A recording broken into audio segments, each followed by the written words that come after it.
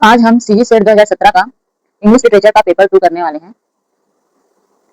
जो 2017 का जो सीजी सेट पेपर हुआ था उसमें क्या क्या क्वेश्चंस पूछे गए थे और जो ऑफिशियल आंसर की था उसमें क्या क्या आंसर दिया गया था, उस पर बेस्ड आज का हमारा ये वीडियो रहने वाला है।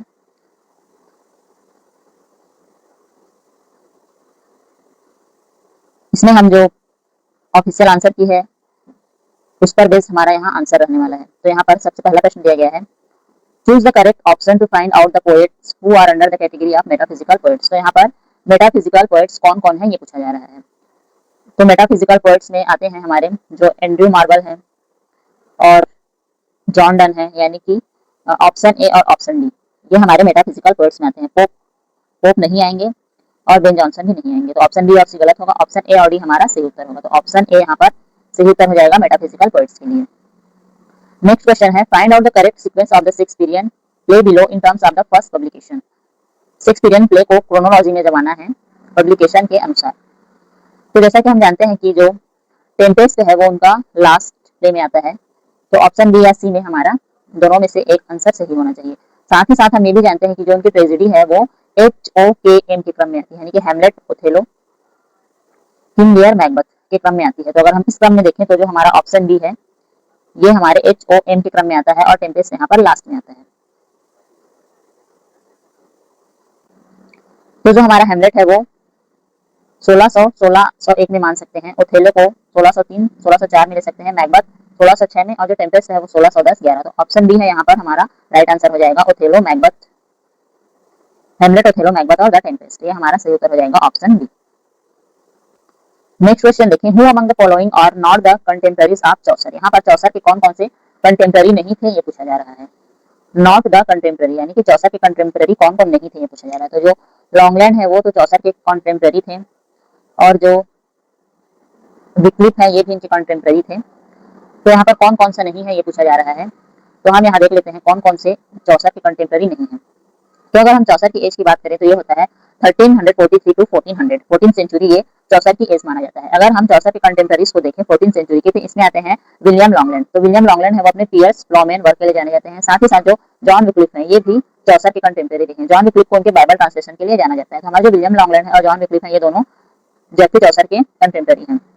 ऑप्शन में यहाँ पर बोवर दिया गया है लेकिन वह जॉन गॉवर है। जॉन गॉवर जो कन्फेसियो अमांटिस के लिए जाने जाते हैं, और जो सर जॉन मैंडविल हैं ये दोनों ही चौसर के कंटेम्पररी रह चुके हैं। यानी कि हमारा जो कंटेम्पररी नहीं है उसमें आएगा सर थॉमस वाइट और अर्ल ऑफ सरे। ये 1503 से 1542 और अर्ल ऑफ सरे का 1516 से 1547 यानी कि 16 सेंचुरी में बिलोंग करते हैं, जिसे हम ट्यूडर एज या अर्ली रेनेसां एज कहा जाता है। और जो थॉमस मैलोरी हैं जिन्होंने ली मॉर्टे डी आर्थर से जो जुड़े हुए हैं, और जो डिसिडरस इरास्मस है ये 15th-16th सेंचुरी के ह्यूमनिस्ट हैं। तो ये दोनों चौसर के कंटेम्पररी नहीं है, sir Thomas white, earl of सरे और थॉमस मैलोरी और डिसिडरस इरास्मस। तो यहाँ पर जो हमारा आंसर है वो ऑप्शन सी और ऑप्शन डी ये दोनों कंटेम्पररी नहीं है। तो यहाँ पर हमारा सही उत्तर ऑप्शन डी हो जाएगा। अब हम नेक्स्ट क्वेश्चन देखते हैं, क्वेश्चन नंबर जो 4 है, arrange the following works of Shakespearean age in chronological order. तो क्रोनोलॉजिकल ऑर्डर में इसे जमाना है। यहाँ पर है ये गॉर्बोडक है जिस जो मिसप्रिंट होके ई लिखा गया है, और जो अनफॉर्चुनेट ट्रैवलर है, इंडिमियन है और टेम्बरलिन है। तो इसे क्रोनोलॉजिकल ऑर्डर में जमाना है।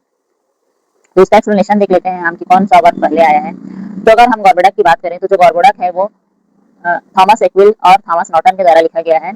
अगर फर्स्ट परफॉर्म की बात करें तो ये 1561 में परफॉर्म किया गया था, और प्रिंट की अगर बात करें तो 1565 में प्रिंट हुआ था। अगर हम टेम्बरलिन द ग्रेट की बात करें जो कि क्रिस्टोफर मार्लो के द्वारा लिखा गया है, ये 1587 में पहली बार परफॉर्म किया गया था और 1590 में पहली बार प्रिंटेड हुआ था। अगर हम इंडिमियन की बात करें तो जॉन लाइली के द्वारा 1588 में पहली बार परफॉर्म किया गया था और 1591 में प्रिंटेड हुआ था। जो अनफॉर्चुनेट ट्रैवलर है थॉमस नेस का है 1594 में। तो अगर हम इस क्रोनोलॉजी के हिसाब से देखें तो हमारा गॉर्बोडक पहले आएगा, फिर उसके बाद टेम्बरलिन द ग्रेट आएगा, फिर इंडिमियन आएगा, फिर द अनफॉर्चुनेट ट्रैवलर आएगा।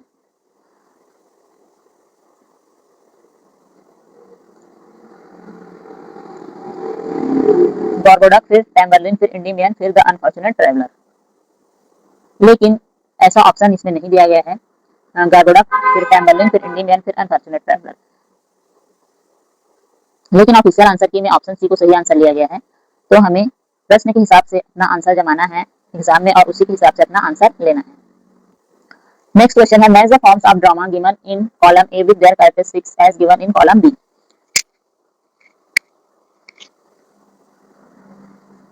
मिस्ट्री, मिरेकल, सिनेकन और मोरालिटी। तो जो मिस्ट्री प्ले है, जो मिरेकल प्ले है, सिनेकन ट्रेजेडी, तो सिनेकन है उसे हम ट्रेजेडी के साथ जोड़ेंगे यानी कि सी का 2। तो सी का 2 सिर्फ एक ही ऑप्शन में दिया गया है, ऑप्शन बी में, तो यहाँ हमारा सही उत्तर ऑप्शन बी होगा।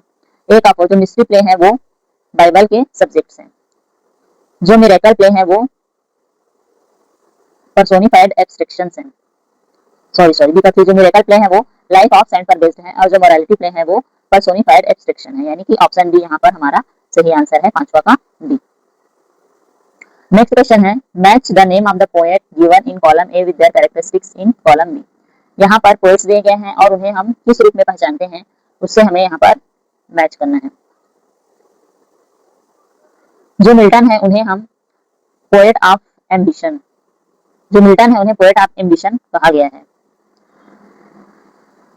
जो डन है उन्हें फैंटास्टिक फॉर्म के लीडर कहा गया है। जो मेटाफिजिकल स्कूल ऑफ पोएट है उससे जोड़कर इन्हें फैंटास्टिक जो फॉर्म है उनके लीडर कहा गया है। जो शेक्सपियर है,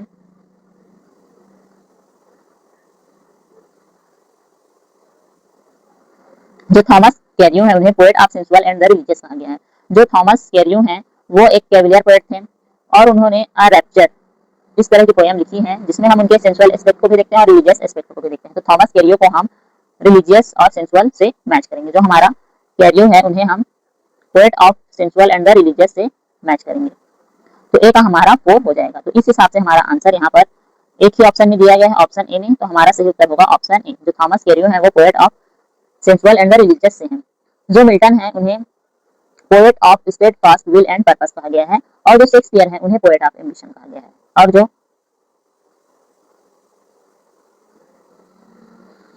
ए का 4 कहा गया है, यानी कि ए का 4 ऑप्शन बी और सी दोनों में दिया गया है।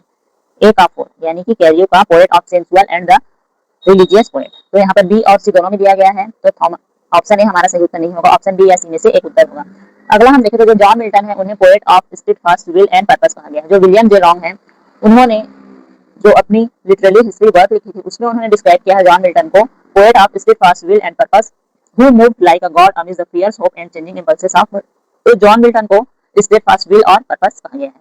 और अगर शेक्सपियर की बात करें तो इन्हें poet of impulse and ambition कहा गया है। ट्रेडिशनल क्रिटिकल कंपैरिजन में जो शेक्सपियर और मिल्टन के बीच कंपैरिजन किया गया था उनमें शेक्सपियर को poet of human passion, impulse and ambition कहा गया था और मिल्टन को फिक्स्ड पर्पस और मोरल डिटर्मिनेशन, इस रूप में दोनों को कंपेयर किया गया था। और जॉन डन की बात करें तो जॉन डन को poet of the fantastic form और लीडर ऑफ फैंटास्टिक स्कूल कहा गया था, क्योंकि ये मेटाफिजिकल स्कूल ऑफ पोएट्री से जुड़े हुए थे। तो इस तरह हमारा यहाँ पर आंसर हो जाएगा ए का 4, बी का 2, सी का 1 और डी का 3। कैरियो को poet of sensual and religious, Milton को poet of state fast will, Shakespeare को poet of impulse and ambition और डन को पोएट ऑफ फैंटास्टिक फॉर्म। तो यहाँ पर अगर हम ए का 4 लेते हैं और बी का 2 लेते हैं, ए का 4 और बी का 2, तो हमारा ऑप्शन सी है वो सही उत्तर हो जाएगा। नेक्स्ट क्वेश्चन है identify the typical attitudes of restoration comedy from the following choices. जो रिस्टोरेशन कॉमेडी है उसके बारे में क्या क्या सही है ये पूछा गया है। The stress on sex antagonism, the common convention that marriage is a bore, love is a physical appetite, love idealism. तो लव आइडलिज्म है वह एक तरह से प्लेटोनिक लव का कॉन्सेप्ट है जो कि रिस्टोरेशन कॉमेडी में नहीं आता है, ये प्लेटोनिक लव वाले में आता है, तो लव आइडलिज्म यहाँ पर नहीं होगा। बाकी सारे ही ऑप्शन यानी कि ऑप्शन ए, बी और सी सभी सही हैं, तो ऑप्शन बी यहाँ पर सही उत्तर हो जाएगा। जो रिस्टोरेशन कॉमेडी है उनमें सेक्स एंटागोनिज्म की बात होती है, यानी कि वो जो पावर स्ट्रगल होता है मैन एंड वुमन के बीच, particularly regarding romance, marriage and sexual role, इसको सेक्स एंटागोनिज्म टर्म दिया जाता है। तो रिस्टोरेशन कॉमेडी में सेक्स एंटागोनिज्म दिखाई देता है। जो सेक्स एंटागोनिज्म है वो एक डिफाइनिंग कैरेक्टरिस्टिक्स है रिस्टोरेशन कॉमेडी या कॉमेडी ऑफ मैनर्स का, जो कि विलियम कॉन्ग्रीव और विलियम वाइशरली, जॉर्ज इथरेज इनके वर्क्स में दिखाई देता है। ये मैरिज को बोर मानते थे। Marriage is seen as a social और financial trap and man and woman view each other with mutual suspicion regarding autonomy, fidelity and control. जैसे कि एग्जांपल दिया गया है जो विलियम कॉन्ग्रीव का द वे ऑफ वर्ल्ड है, जहां पर प्रोविसो सीन आता है। यहाँ पर जो मिराबेल और मिलामेंट होते हैं वो नेगोशिएट करते हैं उनके मैरिज को लेकर, उनके क्या क्या उनका दृष्टिकोण है इसके बारे में दोनों के बीच नेगोशिएशन होते रहता है। तो ये साइनिसिज्म टुवर्ड्स मैरिज, मैरिज को एक संदेह की दृष्टि से देखते हैं। मैरिज इज अ बोर, ये जो स्टेटमेंट है वो ट्रू है जो सेकंड स्टेटमेंट है, मैरिज इज अ बोर, क्योंकि वो लोग सैटराइज करते थे मैरिज को, एक कॉमर्शियल ट्रांजैक्शन मानते थे, एक सोशल ट्रैप मानते थे, रेसिपी ऑफ बोरडम एंड कुपोल्ट्री। तो इस तरीके से जो ऑप्शन 2 है, मैरिज इज अ बोर, यह भी सही है। और लव इज फिजिकल एपेटाइट, यह भी ट्रू ऑप्शन है, क्योंकि जो थॉमस हॉब्स हैं उन्होंने ह्यूमन नेचर को प्रेजेंट किया है कि यह फिजिकल एपेटाइट के द्वारा ड्राइव होती है, फिजिकल एपेटाइट और मटेरियल डिजायर। तो जो रिस्टोरेशन कॉमेडी है reflects this by depicting love primary through the lens of physical attraction and sensual pleasure. तो love is a physical appetite, यह भी रिस्टोरेशन कॉमेडी में पूरी तरीके से लागू होता है। अगर लव आइडियलिज्म की बात करें तो यह ऑप्शन फॉल्स होगा, क्योंकि जो प्लेटोनिक लव होता था, जो सेल्फलेस लव होता था, आइडियलाइज्ड रोमांटिक लव, जो कि रिस्टोरेशन कॉमेडी उसे सैटराइज करती है, इस तरह के कॉन्सेप्ट को रिजेक्ट करती है। ये एक तरीके से रिस्टोरेशन कॉमेडी है, उसे साइनिकल विटिरेक्स सेवी हीरोइंस के द्वारा प्रेजेंट किया जाता है। नेक्स्ट क्वेश्चन है question number 8, the father of English poetry a perpetual foundation of good sense who has used the above expression and for व्हॉम। ये सारे एक्सप्रेशन किसने कहा है और किसके लिए कहा। तो जैसे कि हम फादर ऑफ इंग्लिश पोएट्री के रूप में चौसर को जानते हैं, तो चौसर वाला ऑप्शन हमारा सही होगा। अगर किसने कहा है की बात करें तो ड्राइडन ने कहा है चौसर के लिए, तो ऑप्शन सी यहाँ पर सही उत्तर होगा, ड्राइडन ने ये चौसर के लिए कहा है। जो ड्राइडन का वर्क है preface to fables ancient and modern, इसमें जॉन ड्राइडन ने जेफरी चौसर के कंट्रीब्यूशन को लेकर कहा है the father of English poetry. Dryden ने चौसर को पायोनियर माना है इंग्लिश वर्नाकुलर पोएट्री का, और उनकी तुलना होमर और वर्जिल से की है, फादर ऑफ इंग्लिश पोएट्री। और बाद में मैथ्यू अर्नल्ड ने चौसर को the father of our splendid English poetry कहा। A perpetual foundation of good sense, Dryden ने साथ ही साथ चौसर की keen observation of human nature, wisdom और बैलेंस्ड रियलिज्म जो इनकी कैंटरबरी टेल्स में दिखाई देती है, उसके लिए उन्हें अ perpetual foundation of good sense भी कहा। साथ ही साथ कहा हियर इज गॉड्स प्लेंटी। एक और ये फेमस लाइन है here is God's plenty. Dryden admire करते हैं उनकी वास्ट जो वैरायटी है और ह्यूमन राइट्स की रिचनेस है जो इनकी कैंटरबरी टेल्स में, उसके लिए उन्होंने हियर गॉड्स प्लेंटी लाइन भी यूज किया है चौसर के लिए। नेक्स्ट क्वेश्चन है Samuel Butler's Hudibras contain the following lines. जो हुडीब्रास है उसमें ये लाइन आती है, he was in logic a great critic, profoundly skilled in analytic, he could distinguish and divide a hair breadth with south and southwest side। तो ये lines आई हैं उसमें, which of the following statement is not true, इसमें से कौन सा statement true नहीं है यह पूछा जा रहा है। It is almost doggerel, each couplet has a rhyme, he was critical yet not logical, he was precisely analytical। It is almost doggerel, तो यह डॉगरियल फॉर्मेट में है, यह बिल्कुल सही बात है, यह डॉगरियल में है। Each couplet has a rhyme, he was critical yet not logical, he was in logic a great critic। यहाँ पर प्रश्न में ही कहा जा रहा है कि इन लॉजिक अ ग्रेट क्रिटिक, यानी कि दोनों ही थे, तो ये ऑप्शन सी हमारा यहाँ पर गलत हो जाएगा।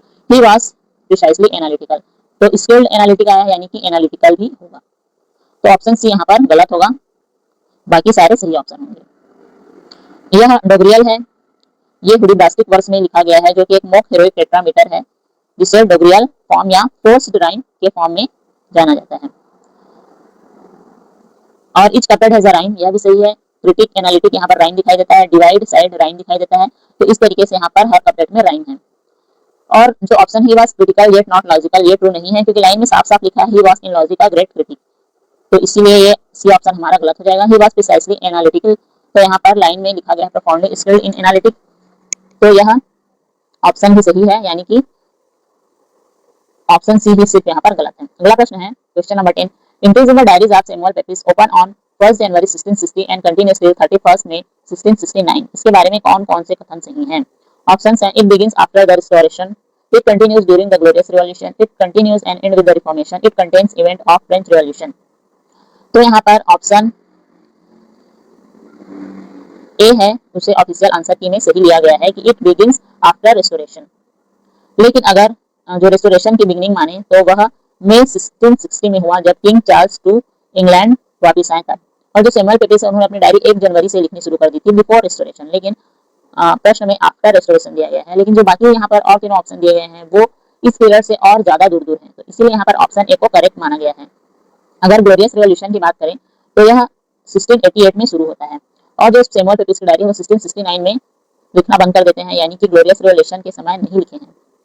और अगर continuous and and with reformation की बात कर रहे हैं तो जो रिफॉर्मेशन हुआ था वह 16th सेंचुरी में हुआ था हेनरी 8 और एलिजाबेथ 1 के समय में, तो यह भी सही नहीं है। It contain events of French revolution, तो जो फ्रेंच रिवॉल्यूशन है तो बहुत बाद में आया था 1789 में, तो यह भी गलत है, तो इसलिए यहाँ पर ऑप्शन ए को सही ऑप्शन लिया गया है। पेटीज अपनी डायरी जनवरी 1660 में लिखना चालू किया और रेस्टोरेशन है वो मई 1660 में हुआ, यानी कि यह रेस्टोरेशन के पहले चालू हुआ, लेकिन प्रश्न में बाद वाले को सही माना गया है आंसर की में, तो हम इसे ही सही आंसर लेकर चलेंगे। नेक्स्ट क्वेश्चन है, यहाँ पर मैच द कॉलम का प्रश्न दिया गया है। मॉक एपिक किसे कहा जाता है? नियो क्लासिसिज्म, विट और सटायर किसे किसे कहा जाता है? यहाँ पर ऑप्शन दिया गया है। तो अगर सटायर की बात करें तो सटायर एक तरीके से आयरनी है, exaggeration as device to expose the vices and ridicule करने का ये एक माध्यम है जो सटायर है वो। और अगर एंटीक्विटी जो ग्रीको रोमान हिस्ट्री से ऑब्सेशन है वो नियो क्लासिसिज्म में आएगा, यानी बी का 3। A tactical twist in the epic structure in order to criticize and create humorous effect, ये मॉक एपिक में आ जाएगा। अगर विट की बात करें तो twisting words to produce humorous effect. तो यहाँ पर हमारा जो सही उत्तर है ऑप्शन यहाँ पर कट गया है, ऑप्शन ए ही यहाँ पर सही उत्तर है। ए का 4 है, बी का 3 है, सी का 2 है और डी का 1, तो ऑप्शन 1 यहाँ पर सही उत्तर है। नेक्स्ट असर्शन रीजन का क्वेश्चन है। It is hardly surprising that the century we saw the greatest expansion writing and reading should also see the arrival of the professional critic. Assertion है, उसका रीजन भी दिया गया है। Criticism is an aid to the definition and aim of literature. Criticism change almost as much as literature varies, but can exert very strong influence and critic is there right at least for any longer than the critical fashion taste. तो यहाँ पर जो assertion और reason दिया गया है कि जो क्रिटिसिज्म है उसमें भी वेरिएशन आना चाहिए था, इसमें भी उतना ही ग्रोथ होना चाहिए था जिस तरह से राइटिंग और रीडिंग में हुआ। क्रिटिसिज्म एक तरीके से लिटरेचर को और वैरायटी देता है और इन्फ्लुएंस देता है, तो दोनों ही यहाँ पर सही हैं। R is connected to A and speak of arrival and influence of criticism, दोनों ही सही हैं, तो ऑप्शन सी यहाँ पर सही उत्तर होगा। R is connected to A and assertion and reason both are connected. Question number 13 देखते हैं, यह भी असर्शन रीजन का क्वेश्चन है। The novel was not a sudden innovation at the end of 17th century, accounts of travels right from the 14th century, other words and cultures, way of living and believing became a main characteristic of fiction through the Elizabethan age।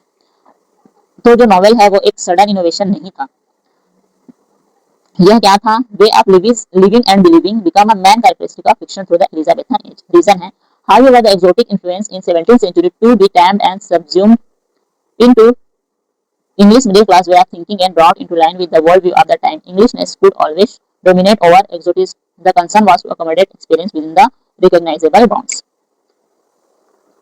तो यहाँ पर जो हमारे assertion और reason दोनों ही सही हैं, और जो असर्शन है वो हमारे आर्गुमेंट को एडवांस कर रहा है, यानी कि ऑप्शन ए यहाँ पर सही ऑप्शन हो जाएगा। ऑप्शन 14 को देखते हैं। The two major animal images used by Pope in an epistle to doctor Arbuthnot, इसमें कौन कौन से दो एनिमल्स का यूज किया गया है? ऑप्शन है bull, fish, ass and dog. तो इसमें डॉग का यूज किया गया है और एश का यूज किया गया है। जो एश है उसे direct symbol of stupidity, foolishness और बैड जजमेंट के लिए किया गया है। यहाँ पर रेफरेंस दिया गया है King Midas and his ass ears. और डॉग का यूज किया गया है the dog star rages and the barking snarling nature of his critics and scribbles who harass him. तो ऑप्शन ए यहाँ पर सही उत्तर हो जाएगा, सी एंड डी, एस और dog. Question number 15, arrange the following event and work of 18th century in chronological order. Option है Johnson dictionary, union of England and Scotland, American revolution और declaration of independence. तो जो Johnson की dictionary है वह publish हुई थी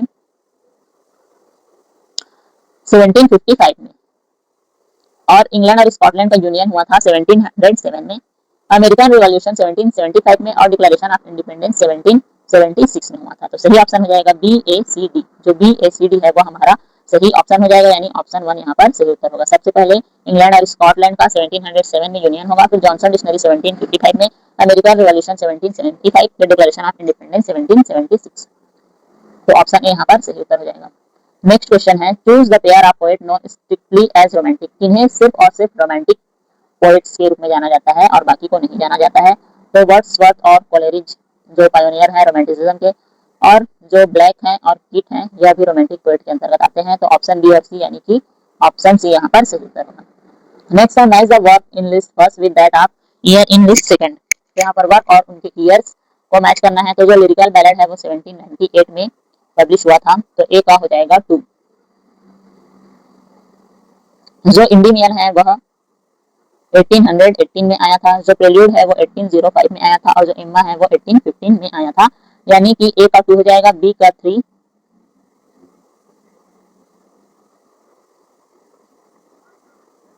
ए का 2, बी का 3, सी का 4 और डी का 1, यानी ऑप्शन बी यहाँ पर सही उत्तर हो जाएगा। नेक्स्ट क्वेश्चन है, यहाँ भी मैच द कॉलम का ही प्रश्न है। राइटर्स हैं और उनके वर्क्स दिए गए हैं। Jane Austen, Walter Scott, William Godwin, Frances Burney, इनके वर्क्स को देखना है। तो क्वेश्चन है, Jane Austen, Walter Scott, William Godwin, Frances Burney के जो वर्क्स हैं उनसे मैच करना है। तो जेन ऑस्टिन का वर्क देखें तो हम है मैन्सफील्ड पार्क, यानी ए का 3। तो ए का 3 हमारे ऑप्शन बी और सी दोनों में ही दिया गया है। वाल्टर स्कॉट अपने वेवरली नॉवल के लिए जाने जाते हैं। जो विलियम गॉडविन है उनका वर्क है कैले विलियम, फ्रांसिस बर्नी का वर्क है एवेलिना, यानी कि जो हमारा ए है उसका हो जाएगा 3, बी का 4, सी का 1 और डी का 2। तो ऑप्शन बी यहाँ पर सही उत्तर हो जाएगा। जो जैन ऑस्टेन है उनका वर्क है मैन्सफील्ड पार्क, जो 1814 में आया था। जैन ऑस्टेन की नॉवेल है जो फैनी प्राइस की स्टोरी दिखाती है। वाल्टर स्कॉट की बेवर्ली नॉवेल ये भी 1814 में ही आई थी, एक हिस्टोरिकल नॉवेल है जिन्हें बेवर्ली नॉवेल या बेवर्ली सीरीज का नाम दिया जाता है। जो कैले विलियम है उसका पूरा टाइटल है थिंग्स एज दे आर या द एडवेंचर ऑफ कैले विलियम। ये 1794 में लिखा गया था, एक पॉलिटिकल या फिलोसॉफिकल नॉवेल है विलियम गॉडविन के द्वारा।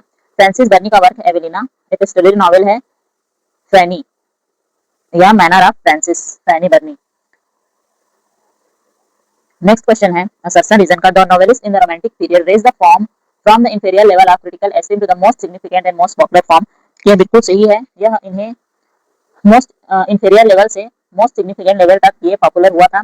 इसका रीजन है the intellectual climate of the time is reflected in the wide range of issue themes which the novel was now beginning to encompass. High class society contrast with the primitive national concern with the regional male points of view with female present in the past। तो reason है वह भी assertion को advance कर रहा है। तो दोनों ही यहाँ पर सही हैं और यहाँ पर हमारा सही उत्तर हो जाएगा option D, R explain the way the novel was expanded and hence connected to the assertion. यहाँ पर कॉन्ट्रास्ट नहीं कर रहा है, नॉट रिलेटेड भी नहीं होगा, does not talk about novel भी नहीं होगा। तो ऑप्शन डी यहाँ पर सही उत्तर है। नेक्स्ट क्वेश्चन है, ये भी असर्शन रीजन का ही क्वेश्चन है। The romantic developed ways of writing which try to capture the ebb and flow of individual experience. तो सही बात है, जो रोमांटिसिज्म है वो इंडिविजुअल एक्सपीरियंस को कैप्चर कर रही थी। रीजन है the industrial revolution led to an increasing regimentation of the individual. Small towns and village where everyone know their neighbour began to disappear, they were replaced by a more impersonal mechanised society spread and caused by mass production in this new world individual lost their identity। तो यह भी सही बात है, industrial जो इरा आई थी उसमें individuals अपनी आइडेंटिटी लॉस कर रहे थे, एक मैकेनाइज्ड सोसाइटी बिल्ड हो रही थी। तो जो आर है वह historical context of nature of writing को एक्सप्लेन कर रही है। तो ऑप्शन ए यहाँ पर सही उत्तर होगा। नेक्स्ट भी असर्शन रीजन है, the literature of Victorian age is fusion of romantic and the realistic style of writing. Reason है it didn't have a distinct literary style of its own.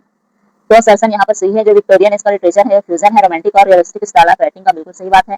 लेकिन जो रीजन है वह गलत है। यहाँ पर कहा जा रहा है कि इसकी अपनी डिस्टिंक्ट लिटरेरी स्टाइल नहीं है, तो यह बिल्कुल गलत है। इसकी एक अपनी स्पेसिफिक लिटरेरी स्टाइल थी, तो रीजन यहाँ पर गलत हो जाएगा। तो ऑप्शन सी सही होगा, assertion is true but reason is false. Next question है, 22 match the items in list 1 with items in list 2 according to the code given below. तो थॉमस हार्डी है, उनका वर्क है द वुडलैंडर। हेनरी जेम्स का है Daisy Miller. Alfred Lord Tennyson का है टिथोनस। और रॉबर्ट ब्राउनिंग का मोनोलॉग वाला वर्क है पोरियस लवर। तो ए का 3 हो जाएगा, ए का 3, ए का 3 यानी ऑप्शन डी यहाँ पर सही उत्तर होगा। ए का 3 होगा, बी का 4 होगा, सी का 1 और डी का 2। थॉमस हार्डी का वर्क है द वुडलैंडर, जो 1887 में आया था, बेसिक्स नॉवेल है। हेनरी जेम्स का डेजी मिलर है, ये 1878 में आया था, ये नोवेला है American born author Henry James का। टेनिसन का टिथोनस है, जो 1860 में आया था, एक ड्रामेटिक मोनोलॉग पोयम है, अल्फ्रेड लॉर्ड टेनिसन के द्वारा लिखा गया है। और रॉबर्ट ब्राउनिंग का जो पोरफायस लवर है 1836 में, रॉबर्ट ब्राउनिंग की अर्लीस्ट और मोस्ट फेमस ड्रामेटिक मोनोलॉग है। नेक्स्ट क्वेश्चन है, ये भी मैच द कॉलम का है। जॉर्ज इलियट का work Charles Kingsley, Benjamin Disraeli और विलियम मैकविस ठाकरे के वर्क्स को मैच करना है। तो हम यहाँ पर देखें, अगर जॉर्ज इलियट का वर्क, तो जॉर्ज इलियट का वर्क है डेनियल डेरोंडा। डेनियल डेरोंडा 1876 में फाइनल नॉवेल थी जो जॉर्ज इलियट के द्वारा कंप्लीट की गई थी। जॉर्ज इलियट इनका pen name Mary Ann Evans भी है। डेनियल डेरोंडा में वो विक्टोरियन सोसाइटी और जेविश नेशनलिज्म को एक्सप्लोर करती हैं। चार्ल्स किंग्सले का वर्क है एल्टन लॉक, 1850 में आई थी, सोशल प्रॉब्लम नॉवेल है। बेंजामिन डिज़रायली का वर्क है सिविल या द टू नेशन, 1845 में, एक सेलिब्रेटेड पॉलिटिकल नॉवेल है।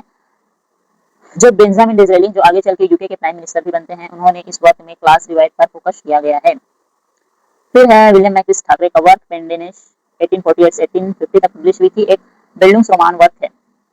तो ए का 3 हो जाएगा, बी का 4 हो जाएगा, सी का 1 और डी का 2। नेक्स्ट है, यहाँ भी मैच द कॉलम का वर्क है चार्ल्स डिकेंस का वर्क, जॉन गाल्ट का वर्क, डेनियल डिफो का और चार्ल्स रीड का। तो डेनियल डिफो के वर्क से तो सभी परिचित होंगे। मॉल फ्लैंडर्स, सी का 1, सी का 1 है हमारे ऑप्शन ए में दिया गया है। चार्ल्स डिकन की बात करें तो इनका हो जाएगा अवर म्यूचुअल फ्रेंड यानी ए का 4, यानी ऑप्शन ए यहाँ पर हमारा सही उत्तर हो जाएगा। साथ ही इस ऑप्शन में और जो दिए गए हैं, बी जो जॉन गाल्ट इनका वर्क है द प्रोवोस्ट, और चार्ल्स रीड है इनका वर्क है क्रिस्टी जॉनसन। नेक्स्ट है assertion reason, Lawrence rejected the convention of the fictional tradition, the convention was no longer capturing the mood of time। तो यहाँ पर दोनों ही सही है और ये रीजन है वो सही तरीके से एक्सप्लेन भी कर रहा है। तो यहाँ पर ऑप्शन ए सही उत्तर हो जाएगा। जो लॉरेंस है वो अपनी बोल्ड राइटिंग के लिए जाने जाते हैं। इनका कहना था कि जो ये ट्रेडिशनल राइटिंग है वो प्रेजेंट टाइम के मूड के अनुसार नहीं लिख पा रही है, तो उन्होंने फिक्शनल ट्रेडिशन को रिजेक्ट किया और अपनी राइटिंग में लिखा। नेक्स्ट है 26, choose the correct chronological order. 4 यहाँ पर वर्क दिए गए हैं, Lord Jim, Lady Chatterley's, lover, the waste land और मिसेस रोलावे। तो यहाँ पर सबसे पहले आएगा लॉर्ड जिम, फिर उसके बाद आएगा द वेस्टलैंड जो 1920 में आएगा, फिर मिसेस डोलावे आएगा, फिर लेडी चैटरलिस, लवर। तो ऑप्शन बी यहाँ पर यानी कि ऑप्शन सी यहाँ पर सही उत्तर हो जाएगा। नेक्स्ट है मैच द कॉलम का work, E M Forster, Joseph Conrad, D H Lawrence, Virginia Woolf. तो वर्जीनिया वुल्फ का है डी का 3, द वेब्स। डी का 3 है हमारे ऑप्शन बी में। जोसेफ कॉनराड का वर्क है, ई एम फोस्टर का वर्क है हावर्ड्स इन जो 1910 में आया था। E M Forster most famous novel exploring social convention, class division and human relationship, इसमें की जो फेमस एपिग्राफ है ओनली कनेक्ट। फिर जोसेफ कॉनराड का वर्क है अंडर वेस्टर्न आइज, 1911 में एक पॉलिटिकल नॉवेल है जोसेफ कॉनराड के द्वारा लिखी गई है जो कि रशिया और जिनेवा में सेट है। डी एच लॉरेंस का है एरन्स रॉड जो कि 1922 में पब्लिश हुई थी, जो कि एरन सीसन एक जो प्लॉटिस्ट है उसकी स्टोरी कवर करती है, और जो वर्जीनिया वुल्फ का वर्क है द वेब्स। तो यहाँ पर हम अगर मैच करें तो जोसेफ कॉनराड का हो जाएगा बी का 4, ई एम फोस्टर का हॉवर्ड इन ए का 2, बी का 4, डी एच लॉरेंस का है एरन रॉड और वर्जीनिया वुल्फ का है वेब्स। ऑप्शन बी यहाँ पर सही उत्तर जाएगा। नेक्स्ट है मैच द कॉलम का वर्क है ये भी, John Osborne, Terence Rattigan, Samuel Beckett, Edward Bond. तो अगर हम यहाँ पर वर्क्स देखें तो है सैमुअल बेकेट का हैप्पी डेज यानी सी का 1 है, हैप्पी डेज, सी का 1 दोनों ही ऑप्शन में दिया गया है।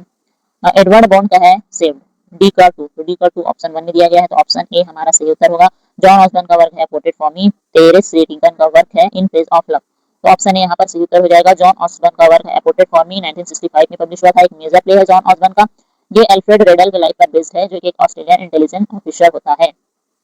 टेरेस रेडिगन का वर्क है इन प्रेज ऑफ लव 1973 का वर्क है, जिसमें 2 1 एक्ट प्ले होते हैं, एक का होता है बिफोर डॉन और दूसरा होता है आफ्टर लिडिया। थर्ड है सैमुअल बेकेट का हैप्पी डेज 1961 में आई थी, एक iconic theatre of absurd play है सैमुअल बेकेट का, जिसमें कैरेक्टर होती है विनी जो कि विनी की कहानी है। फिर है एडवर्ड बर्न का सेव 1965 में आया था, एक कंट्रोवर्शियल प्ले है एडवर्ड बॉन्ड का, known for its stark depiction of working class youth violence and its instrumental role in Indian theatre censorship in the United kingdom.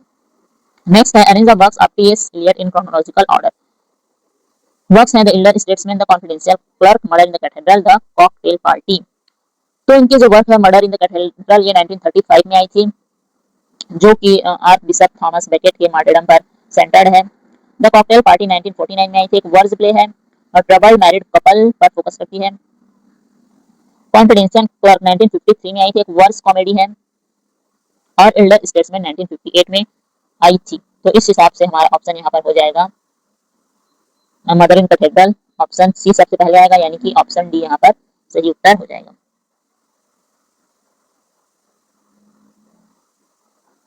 Next, which of the following work employs a narrative structure in which the main action is relayed at second hand through an imposing frame story narrative? Frame story main कहानी है वो second hand के रूप में present की जाती है, first main plot अलग ही दिखाया जाता है। तो कौन सी स्टोरी है? तो ऑप्शन है सन्स एंड लवर, रिलायसिस, the power and the glory, heart of darkness. तो यहाँ पर जो सही उत्तर है वो है हार्ट ऑफ डार्कनेस।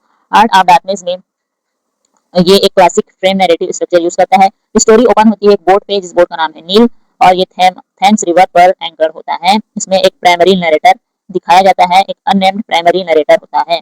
और जो रियल स्टोरी है वो बिगिन होती है, जो रियल स्टोरी है कर्स की वो जो रियल स्टोरी है वो चार्ल्स मार्लो सुनाते रहता है, लिसनर्स को सुनाता है। जो इनर स्टोरी उसकी जर्नी है कॉन्गो रिवर में, जहाँ पर वो कर्ज से मिलता है। क्योंकि Marlow narrates his experience orally to the listener on board, the main action is read second hand, इसीलिए यहाँ पर सेकंड है नैरेटिव यहाँ पर वर्क में दिखाया गया है हार्ट ऑफ डार्कनेस में। नेक्स्ट है मैच द कॉलम का वर्क है ये टेड ह्यूग के जो वर्क हैं एनिमल्स पर बेस्ड होते हैं, तो एक वन हो जाएगा the hawk in the rain. Harold Pinter का वर्क द बर्थडे पार्टी यानी सी का 2 हो जाएगा। सी का 2 और ए का 1, तो ऑप्शन ए यहाँ पर सही उत्तर हो जाएगा, सी का 2 ए का 1। बी का 3 जेफरी हिल का है द ट्रैम्प ऑफ लव, और विलियम गोल्डिंग का वर्क है द पिरामिड। नेक्स्ट है match the author with the work, G B Shaw का वर्क है man and superman. T S Eliot का है for Elizabethan dramatists. Eugene O'Neill Samuel Beckett का है इंड गेम, तो यूजिन ओनिल का है बाउंड फॉर कार्डिफ। तो ए का 3 यानी कि ऑप्शन सी और डी दोनों में दिया गया है। बी का 1, तो बी का 1 ऑप्शन सी में दिया गया है, तो ऑप्शन सी यहाँ पर सही उत्तर हो जाएगा। नेक्स्ट क्वेश्चन है among the following here won the Booker prize twice, किन्हें 2 बार बुकर प्राइज मिला है, तो जे एम पोइट्री को 2 बार बुकर प्राइज मिला है। एक उनका वर्क माइकल के और एक उनका वर्क डिस्ग्रेस के लिए, तो यहाँ पर सही उत्तर हो जाएगा ऑप्शन ए। जो जे एम पोइट्री है साउथ अफ्रीकन ऑस्ट्रेलियन नॉवेलिस्ट जे एम पोइट्री, इन्हें पहला ऑथर मिला था life and times of Michael के 1983 में, और सेकेंड वर्क था डिस्ग्रेस 1999 में।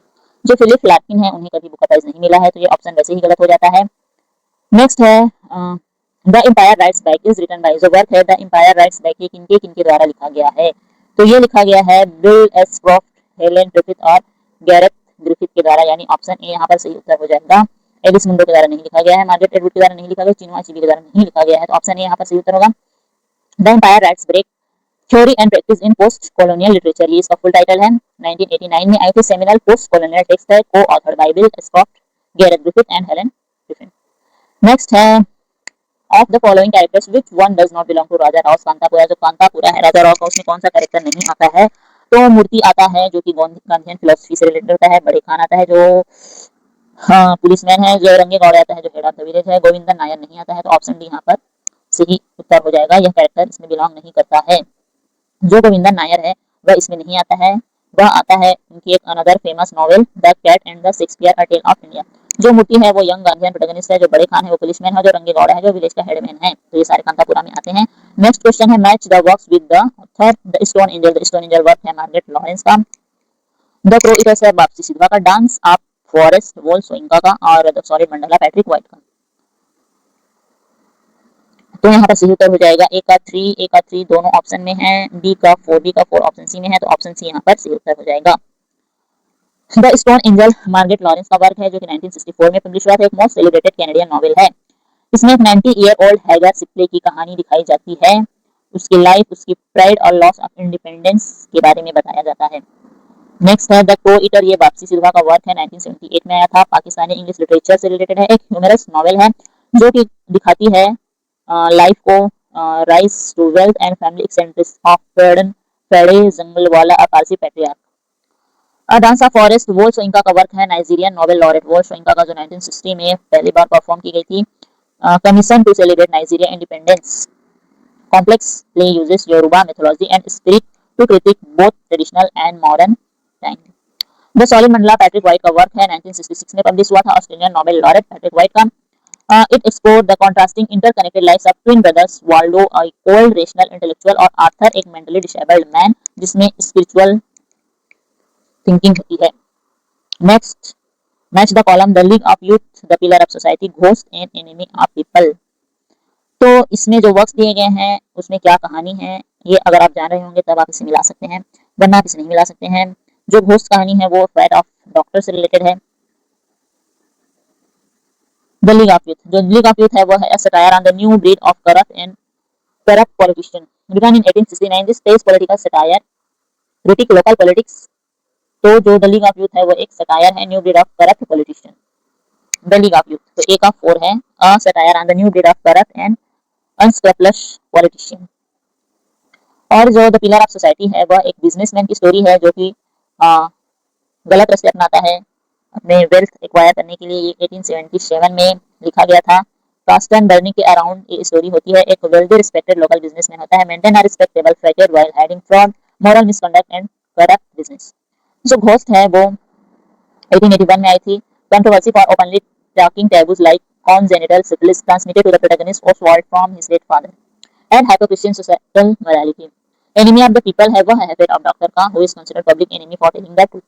इसमें डॉक्टर थॉमस स्टॉकमैन की कहानी है जो कि टाउन की लिक्रेटिव पब्लिक बात और कितनी कंटेमिनेटेड है इसके बारे में बात करता है। उसके बाद उसे एनिमी या पीपल डिक्लेयर कर दिया जाता है। तो यहाँ पर हम अगर मिलाएं तो जो फैट ऑफ डॉक्टर है वो एनिमी ऑफ पीपल के लिए है, घोस्ट का वेनरेबल डिसीज के लिए है, youth satire on new breed of corrupt politician the pillar of society businessman से रिलेटेड है। Next work in which of the following work Naipaul uses a dialect spoken by Indian immigrants in Trinidad as a major innovation in an authentic way। तो कौन सा work है VS Naipaul का? तो ये work है A House for Mr. Vishwas। VS Naipaul famously captured Trinidadian English Creole alongside the distinct dialect items in speech pattern ताकि वे उनकी जो डेली लाइफ है उसे अच्छे से दिखा सकें, इसीलिए उन्होंने इनका यूज किया था। तो सही उत्तर यहाँ पर हो जाएगा option B, A House for Mr. Vishwas। Next है मैचिंग पेयर का जो जयंता महापात्रा है वो उड़ीसा से रिलेटेड है, यानी कि ओडिया हो जाएगा। गिरीश कर्नाड का कन्नड़ा हो जाएगा। कमला दास का मलयालम हो जाएगा, जहां वो माधवी कुट्टी के नाम से लिखती थी। और सुनील गंगोपाध्याय का बंगाली से मैचिंग पेयर हो जाएगा। नेक्स्ट है the foundation of structuralism were laid in the work of, इनके वर्क से स्ट्रक्चरलिज्म की शुरुआत हुई। तो ये है फर्डिनेंड डे सोशर, इनके वर्क से स्ट्रक्चरलिज्म का फाउंडेशन लेड हुआ। तो ऑप्शन बी सही उत्तर है। नेक्स्ट है which is not correct, कौन सा करेक्ट नहीं है? Linguistic of Chaucer centers on the notion of system of interacting individual sign or unit of meanings। B option है linguistic of Chomsky focused on the description of grammar। C है Roger Fowler concentrate on the relationship between language use and societal word। D है according to Chomsky is sign in the language is a union of signifier and signified। तो कौन सा statement यहाँ पर सही नहीं है, यह पूछा जा रहा है। तो यहाँ पर जो ऑप्शन तो यहाँ पर सही उत्तर हो जाएगा option D, according to Chomsky each sign in language union of signifier and signified. जो चॉम्स्की है वो जेनरेटिव ग्रामर की बात करते हैं, इसकी बात नहीं करते हैं। तो ऑप्शन डी यहाँ पर इनकरेक्ट ऑप्शन हो जाएगा। नेक्स्ट क्वेश्चन है विच स्टेटमेंट इज, अच्छा ये देख चुके हैं। नेक्स्ट है the name of famous book by Simone de Beauvoir. तो सिमोन डी बियोर का फेमस बुक कौन सा है? तो इनका फेमस बुक है द सेकंड सेक्स। नेक्स्ट है कॉलम मैच करना है। जो कीट हैं वो निगेटिव कैपेबिलिटी के लिए जाने जाते हैं। जो जोनाथन कलर है वो लोगोसेंट्रिसिज्म के लिए जाने जाते हैं। कार्ल जंग अपने आर्किटाइप्स में एनिमा और एनिमस की बात करते हैं। और जो न्यू क्रिटिक्स हैं वो इंटेंशनल फैलेसी और अफेक्टिव फैलेसी की बात करते हैं। तो सभी सही मिले हुए हैं, तो ऑप्शन सी यहाँ पर सही उत्तर होगा। जो कार्ल जंग है वो अपनी जंगियन एनालिटिकल साइकोलॉजी में आर्किटाइप्स को डिफाइन करते हैं, जिसमें वो एनिमस के बारे में बात करते हैं। एनिमस है वो unconscious masculine side of woman है, जबकि एनिमा है वो फेमिनिन साइड ऑफ मैन है। और जो जॉन किट है वो निगेटिव कैपेबिलिटी की बात करते हैं। उन्होंने 1817 में एक लेटर लिखा था अपने ब्रदर को, उसमें वो निगेटिव कैपेबिलिटी की बात करते हैं। Describes a writer's capacity to exist in uncertainties, mysteries and doubt without any irritable reaching after fact and reason. Jonathan Culler हैं वो लोगोसेंट्रिसिज्म को पॉपुलर किए थे। वैसे तो ये सेक्वा डेरिडा के द्वारा पॉपुलराइज किया गया था अपनी डीकंस्ट्रक्शनिस्ट थ्योरी में। जोनाथन कलर ने इसको एक्सटेंसिवली डिस्कस किया है, एक्सप्लेन किया है, इस कॉन्सेप्ट को पॉपुलराइज किया है। उनकी जो इन्फ्लुएंशियल बुक है ऑन डीकंस्ट्रक्शन, इसमें लोगोसेंट्रिसिज्म की बात कही है। फिर न्यू क्रिटिक्स में आता है इंटेंशनल फैलेसी, ये W.K. विमसेट और मोनरो बेयर्सली के द्वारा उनकी जो एसे है उसमें फॉर्मुलेट किया गया था। नेक्स्ट है चूज द करेक्ट सीक्वेंस। यहाँ पर करेक्ट सीक्वेंस को चूज करना है, कौन सा वर्क पहले आया था। The use of language I.A. Richards का 1924 में आया था। तो द यूज ऑफ लैंग्वेज सबसे पहले आएगा यहाँ पर, टू यूज ऑफ लैंग्वेज। उसके बाद आएगा structure sign and play in the discourse of the human science by Jacques Derrida, ये 1966 में आया था। तो पहले हमारा आ जाएगा टू यूजेस ऑफ लैंग्वेज, फिर साइन, स्ट्रक्चर एंड प्ले, फिर उसके बाद आएगा डेट ऑफ ऑथर। तो ऑप्शन ए यहाँ पर सही उत्तर हो जाएगा। डेट ऑफ ऑथर आया था 1967 में। रोला बार्थ का लैंडमार्क एसे है जो कि आर्गू करती है ऑथर के इंटेंशन पर रिलाई करने के अगेंस्ट। नेक्स्ट है which of the following are rhyme forms, कौन कौन से इसमें राइम फॉर्म्स हैं? Eye rhyme, ear rhyme, feminine rhyme, false और इम्परफेक्ट राइम। तो ये चारों राइम्स के फॉर्म हैं, टाइप हैं। तो यहाँ पर ऑप्शन डी आ जाएगा, all A B and C, all are rhyme form. Next है I writing you dear mama, this letter वा does what on a computer, okay, like eyes in the mercantilist will not fit if you can with Prospero Vision. The above set from Edward Reed contains use of italic slashes and lack of punctuation in the first and last line. This is an example of, तो ये किसका example है, तो ये example है video style का। इस तरीके के जो स्लैशेस हैं, इटैलिक्स हैं, एक तरीके से कंप्यूटर में जैसे लिखा जाता है इस तरीके से लिखा गया है, तो इस तरह की स्टाइल को वीडियो स्टाइल कहा जाता है। तो ऑप्शन बी यहाँ पर सही उत्तर होगा। नेक्स्ट क्वेश्चन है which identify the poem that employ the Spenserian stanza. कौन कौन से पोएम में स्पेंसरियन स्टेंजा का यूज हुआ है, तो जो फेयरी क्वीन है उसमें स्पेंसरियन स्टेंजा का यूज हुआ है। और साथ ही साथ जो वर्क है इव्स ऑफ सेंट एग्नेस, इसमें भी स्पेंसरियन स्टेंजा का यूज हुआ है। और अडोनिस है, इसमें भी स्पेंसरियन स्टेंजा का यूज हुआ है। डॉन जुआन में नहीं हुआ, इसमें ओटावा रीमा का यूज हुआ है। तो एसीडी ऑप्शन सी में आया, तो ऑप्शन सी यहाँ पर सही उत्तर होगा।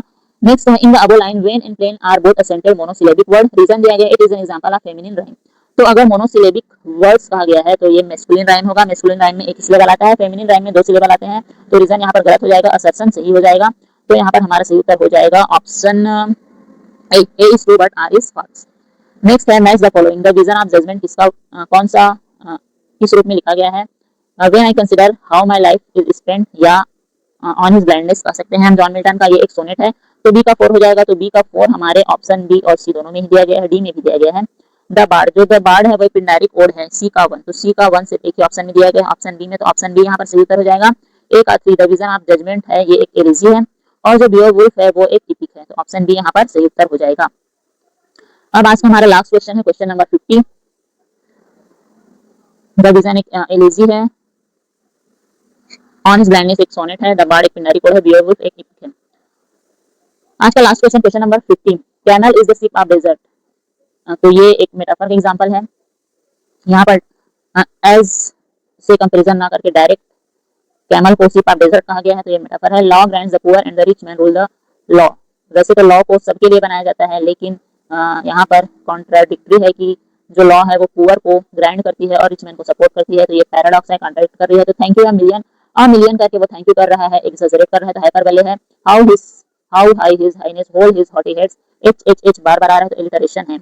तो ए का 2 हो जाएगा, बी का 4 हो जाएगा, सी का 3 और डी का 1। तो ऑप्शन डी यहाँ पर सही उत्तर हो जाएगा।